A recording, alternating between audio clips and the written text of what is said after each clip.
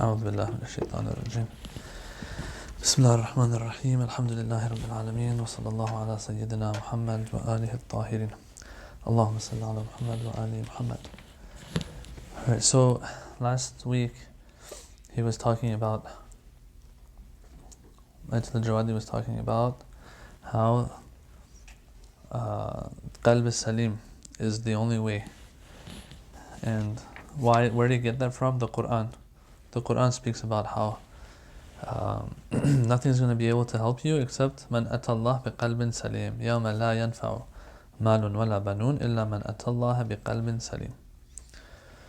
Or about Prophet Ibrahim, about how he went to his Lord with qalbun salim. No, the question was, what's the definition of al-qalbus salim? The question was, what is the definition of al-qalb as-salim? And the answer came in a hadith that al-qalbu salim alladhi yalqa rabbahu wa laysa fihi ahadun siwa. A person who meets his Lord and there's no one else in their heart except him. Okay, so that's the definition of al-qalbu salim. How do we get there though?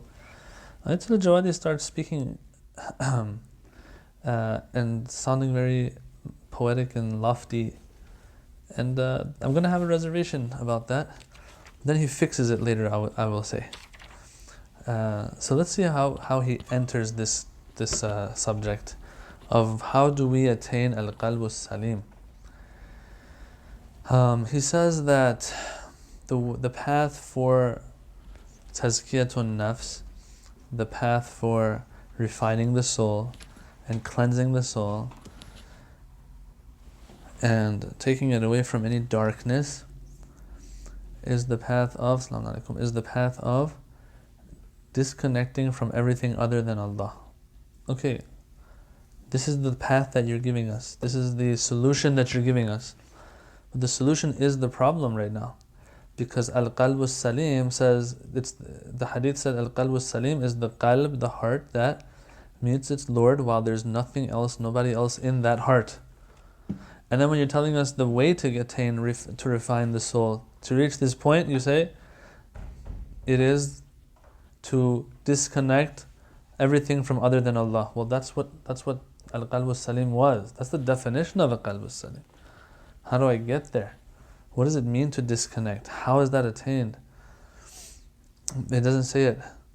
He says, because if you want to gather the love of other than Allah in your heart and also have a pure heart, it's not possible. One or the other.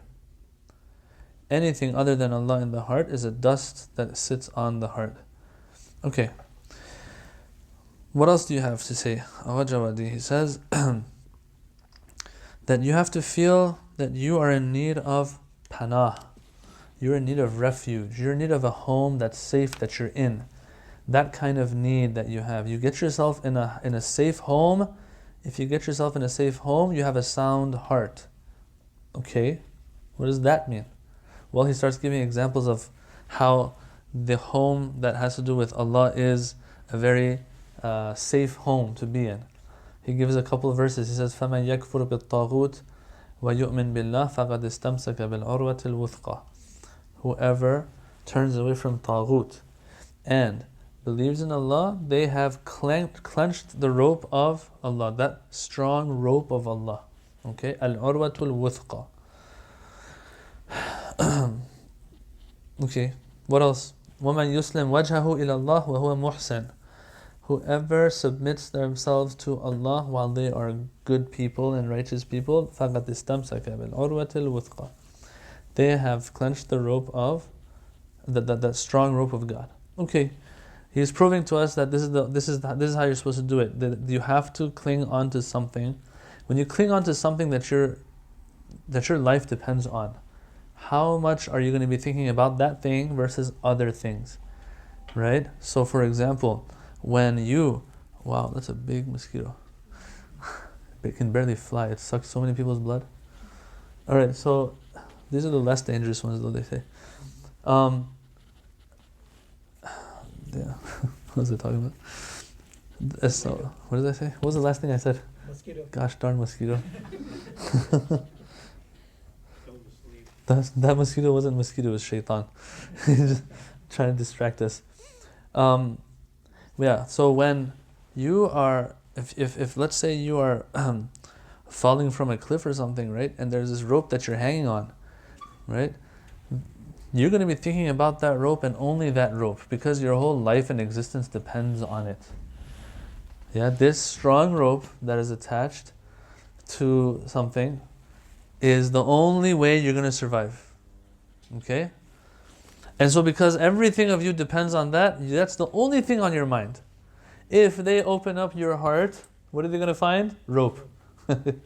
That's all they're going to find. If a person, they feel like the only way that they'll survive is if they have this job, and this job lays in their boss's hands, that boss is everything for them. Al-Jawadi says that that's what you have, that's what I mean by disconnecting from everything else. That kind of feeling.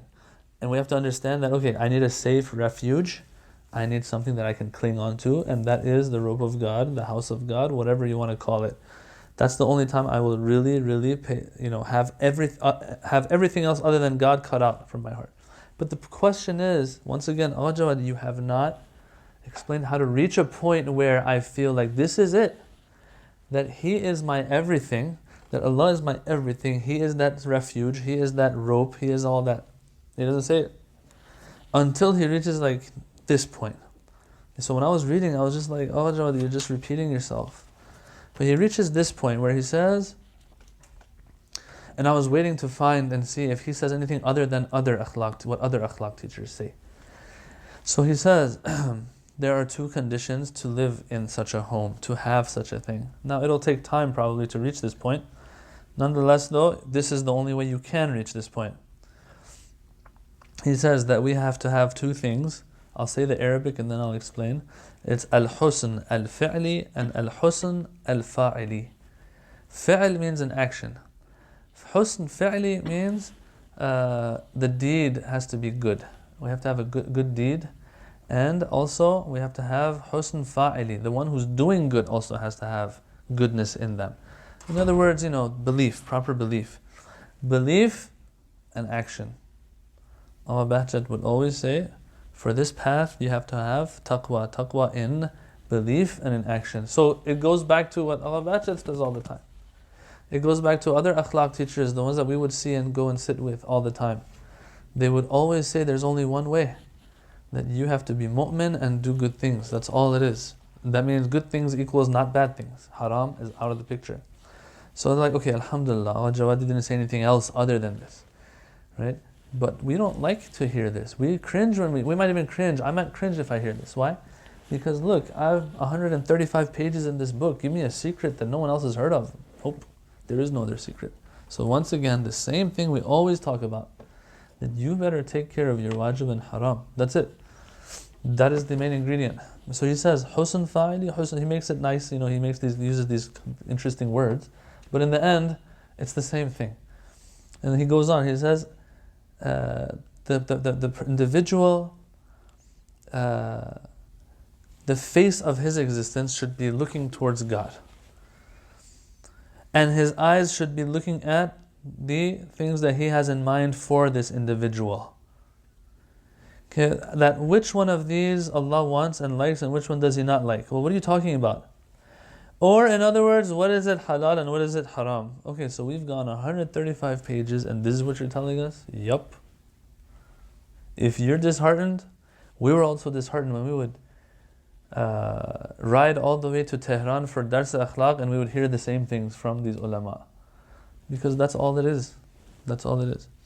Yeah, we have to look at our daily life and see where we're messing up. There are details. Ayatollah Bahjat says that the haram and wajib is a lot. And of course we get it from our maraja, what the wajib and haram are. But he says, look, if you smile in the face of a person who's sinning in a way that you are doing ta'yeed of their sin, you're supporting their sin, then that is haram itself.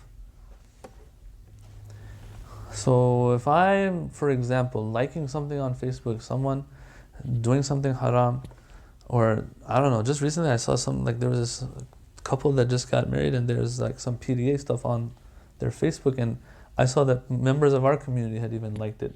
Well, if that's seen, there's an if here, and the discretion is not on me, it's on that person themselves.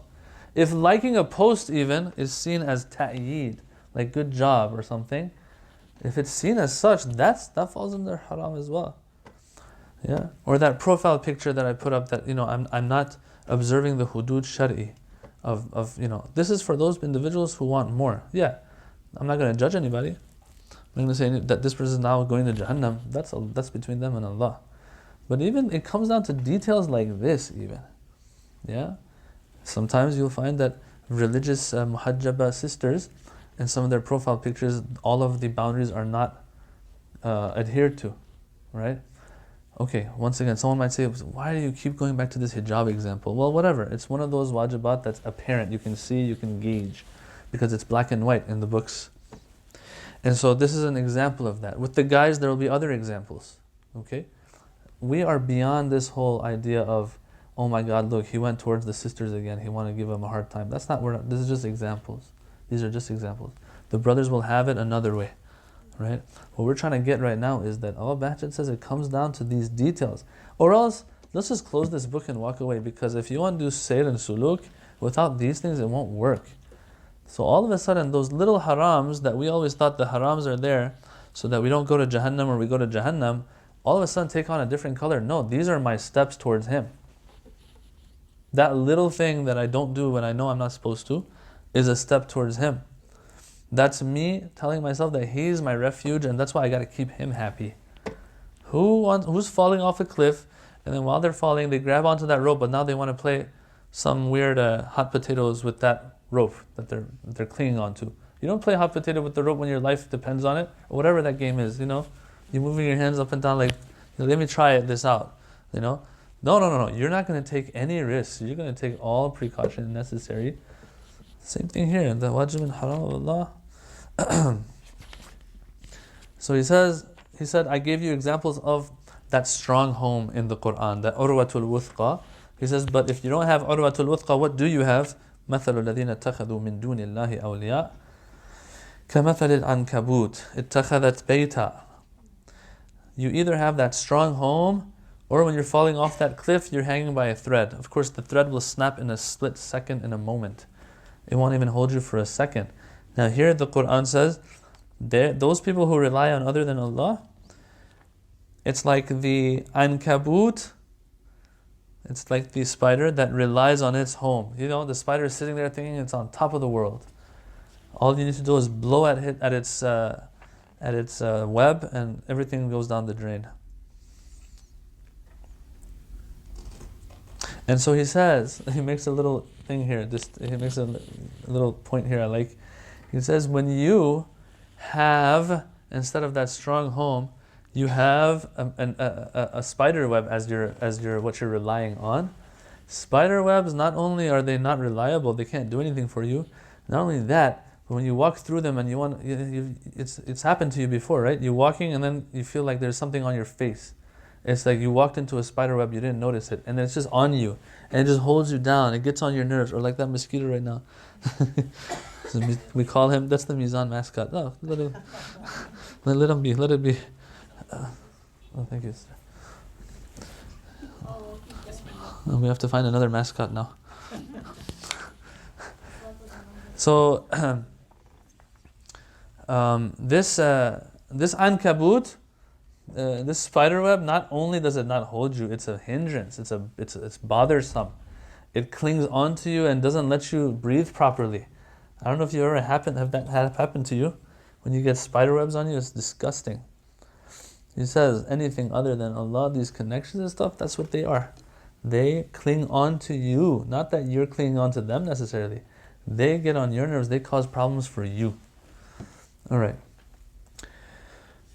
And so all of the problems, he says, goes back to lack of ta'abbud, lack of being an abd. End of story. An abd only looks at the satisfaction of his mawla, of his master. End of story.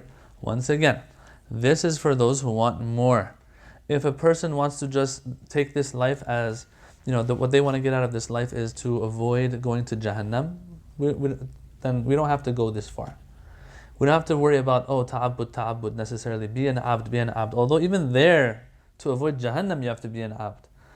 But there's some hope that, there's some forgiveness and all of that stuff. I mess up, I get back up. But if a person wants to do suluk, then for sure, this is where it starts. You cannot not be an abd and think that the Mawla is going to help you in that, because you're not ready. It'll hurt you. It's not even good for you if he wants to take your hand in this path of spiritual wayfaring. All right. He moves into a very important subject here, and that is a teacher, a sage, let's call it, that we're supposed to have in this path. Is that true? Is that not true? What's going on? Where does this come from? This question, where it comes from is, now these books, usually they're not translated to English. But when you go into those books that have been written on the lives of ulama, and not just ulama, but those spiritual wayfaring ulama, what you find is they are all emphasizing on what? A teacher. Not a teacher like this, like stands up here and teaches, but rather let's call it an instructor or a trainer even, okay, who knows the in and out. He knows how to navigate there. He knows the different things that will come up and how you're supposed to deal with them. So people are reading about these things and they feel like, wow, like that's what it's all about. So now they're going around looking for, if they're in Qom or Najaf, they're going looking for that spiritual sage that's going to show them the in and outs of things. All right? But he makes a point here, and I totally, as nothing compared to him, I agree with him on this one a lot, how he approaches this. Before getting into some of the examples and everything, I want to share this with you that we think that, and this is true, those books that talk about teacher, instructor, I don't know, whatever you want to call it, ustad, this ustad that these books talk about has to do with those people who have put behind them not just ubudiyah and ta'abbud and being an abd and the wajib and haram. Not only that, they've gone further and there's other things that they've done of that hierarchy of things that have to be done, that everyone knows what those are, by the way, like tahajjud and salatul layl, for example, like dhikr, like bainut tulu'ain, all these good things. They have put these things behind them. Now it's come to a point where the smallest things can make a difference. Yeah, there's a difference between me and a bodybuilder that has like this crazy workout and also regimen that he has to follow every day. It's different. For him, every little detail will affect his physique. But a person who's not into that kind of stuff, none of this is going to have an effect anyway. A person has to have done a lot of work to reach a point where those ustads are necessary. We got to understand this. So you got these people walking into the hawza for like the first year. They walk in, they're looking for ustad. Get out of my face. The best you can look for and get, and a person like me even, first year, 20 year, whatever, is to find a person who has done the job themselves and just be in their presence and get from their nur as much as you can. We have known great scholars who we know could have been teachers, but they didn't have any students. Why? They would say it. They would say, I don't have any students. But you're the student of Allama Tabatabai. He has passed the torch on to you. Yeah, the answer is very clear. They would say there is no one out there who's ready for it. It's crazy stuff. So we have this, we get this spiritually high sometimes, and we read about these things, and this much dhikr, this much dua, this much fasting or whatever that this ustad gave his student, that is not for a person like me. And that is not something I should pursue necessarily. But yes, it is true that once you get to the point where you need something like that, you need it. And that's why people like Allama Qadi, rahmatullah alayhi, says, if you spend half your life, it's a famous quote by him, half your life trying to find an ustad, it's worth it. Just to find the right ustad, it's worth it. Or you'll find others when you talk to them. I still remember one of those teachers that we would go to. I don't like using the word teacher. One of those sages, let's call them, that we would go to. Although it didn't work on us, it's very clear. Whatever they did didn't work on us. But we would go to them. Like one of my friends had asked Ayatollah Hassan Zada Amali once when he saw him in the street. He told me, he said, I saw Ayatollah Hassan Zada Amuli in the street. I asked him, this ustad that we're going to, me and my friend and others were going to, what do you know about him? And he said, I've heard he is insan saz. He makes insans, right? Insan in the real sense. That means he knows he's on top of the game. He's on top of his game. This is what they're after. Now, did we benefit? No, because he didn't see anything in us to give us more. But all in all, I'm trying to say is that this idea is out there. So what are we supposed to be after? What are we supposed to be after? Well, for people like me, anything works. Either myself or my brother, it was not the Shaykh brother, the other brother. He had, because he was really into this stuff, by the way, our middle brother. He had once asked, or maybe it was myself who asked Ayatollah Bahjat this, about Ustad. Okay? Tell us about Ustad. How can we find Ustad? We were very, trying our best to get spiritual and stuff. And he said, Wazahat ra az har kas mitavan pursid. The wadahat, the clear stuff out there, you can ask from anybody. What are you so worried about finding the right ustad? Finding the right ustad. Don't worry about it. Because it's clear. That hierarchy after being an abd is clear to an extent. And then he said the things that are not clear, you have to do ijtihad in yourself. Which is crazy because we didn't know there was a akhlaqi ijtihad too. And you'll know what to do, that kind of thing. So point being, for us, what we need to do is, what we have to do is try to find an ustad in the sense of the one who knows the basics very well and can tell us, what those basics are. Jawadi is like one of them. That's what we're learning from him right now, or trying to learn from him. A person who will make sure that I'm not worried about anything else until I've taken care of the wajib and haram completely. It is khiyanat. It is wrong for a teacher to start talking about some crazy stuff when they know that the people are still struggling with wajib and haram. And that's what gets a little worrying sometimes for me. When I look around, I see that there are some people that are always speaking about some crazy spiritual stuff.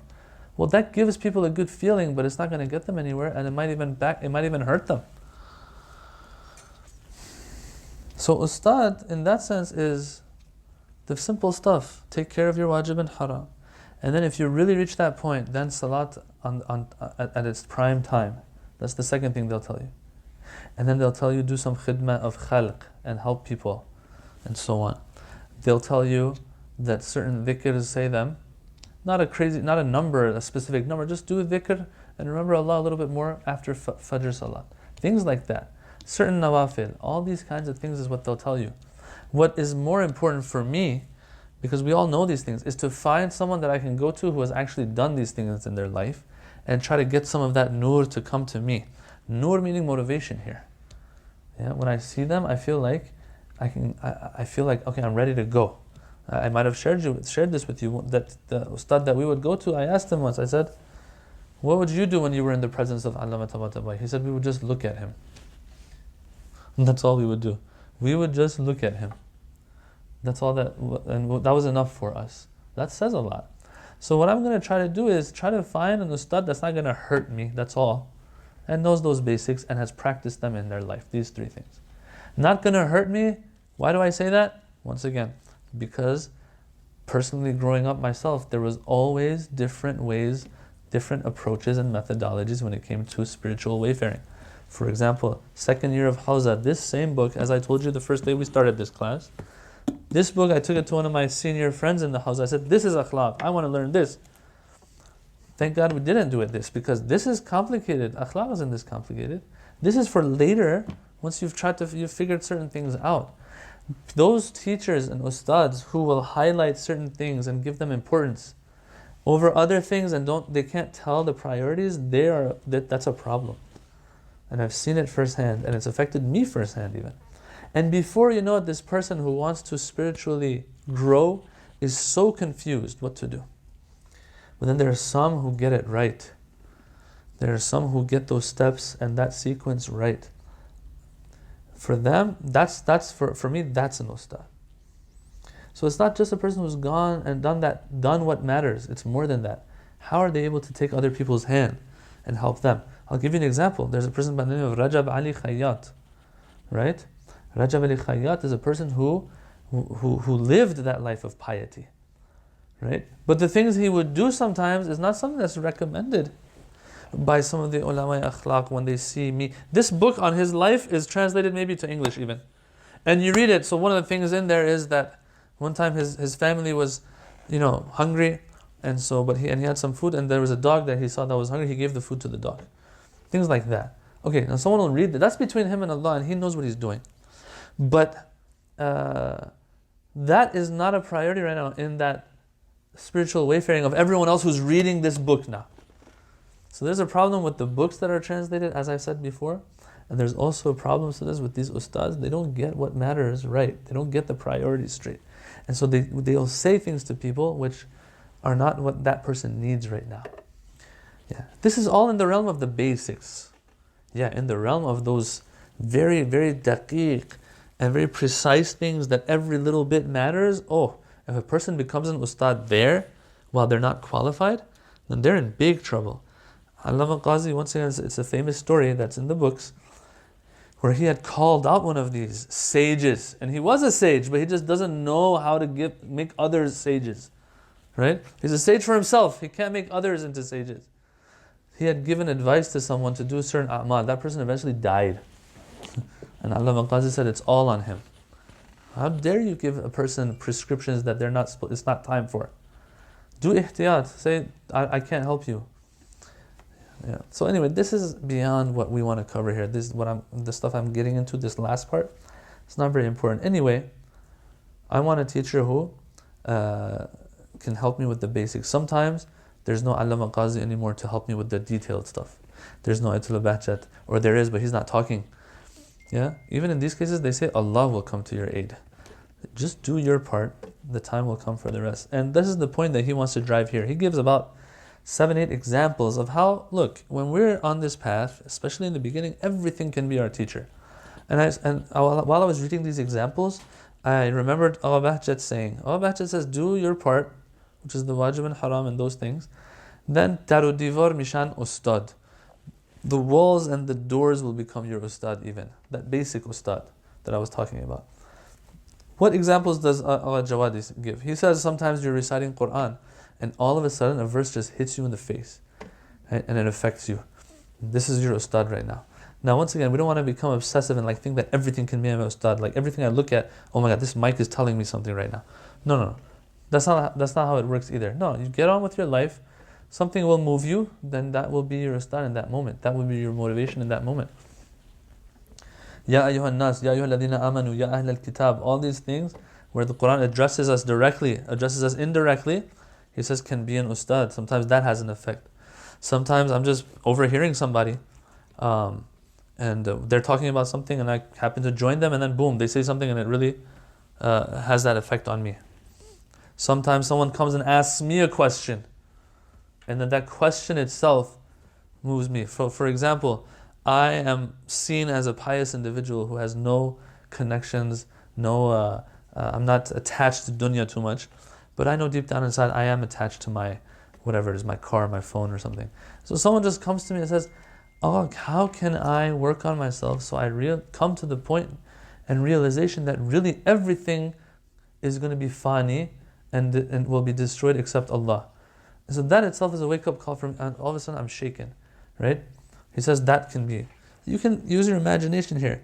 He says, for example, seeing something, seeing a scene, hearing some poetry, because some of these poems are very lofty.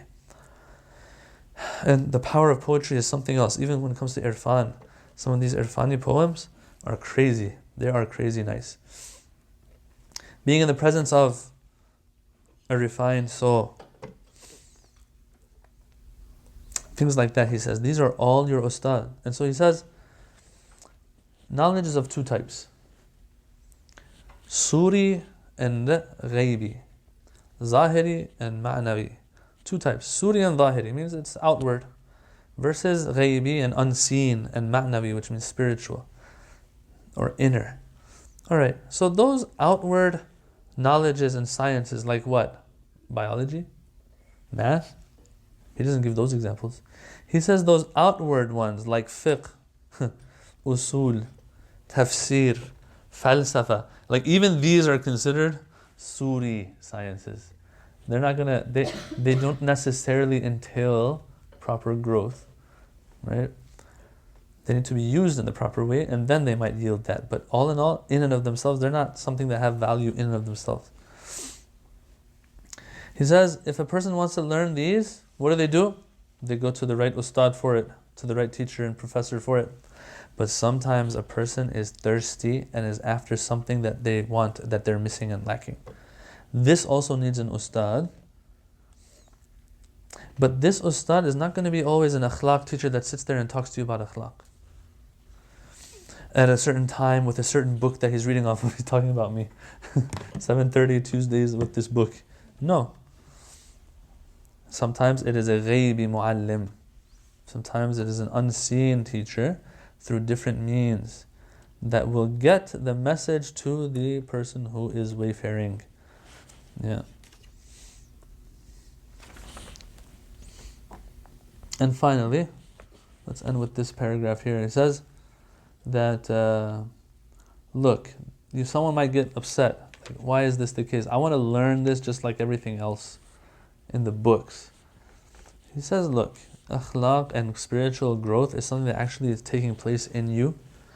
There's actual intervention by God in you. There is no guidance without divine intervention. Just learning about the straight path, learning about God is not enough for me to actually grow. Growth requires divine intervention. He says, dars akhlaq lessons, quote unquote, are actually given by waliullah. Who's waliullah on earth? Yeah, the Imam or the Holy Prophet sallallahu alaihi wasallam. So he is like Laylatul Qadr, which is lost and hidden amongst everybody. So just like you can't just pinpoint somebody and be like, okay, alhamdulillah, I found my ustad. This is him. At this time and this day, and with this book, I'm going to get there. He says, no, that's not how it works. Just like Laylatul Qadr, you don't know exactly when it is, but you know if you get it, if you do what you're supposed to do by covering all those nights, he'll eventually take your hand. Laylatul Qadr will take your hand. Here also, you do your part. Be ready. Yes, be ready. He says the condition is to be awake and ready, waiting for it. And I wish he had also added that the other condition is what we just mentioned a page ago. You have to be an abd as well. You have to have that stickiness, so when it's out there, it sticks to you. If a person has these conditions, it'll come to them. Don't worry about it. Just keep going. We got this. So we shouldn't have this expectation of having an ustad at a certain place and at a certain time. No. Akhlaq is spiritual growth. Spiritual growth needs divine intervention. It happens through the waliullah, and that is something that is not bound by space and time and book and all that kind of stuff. Any questions?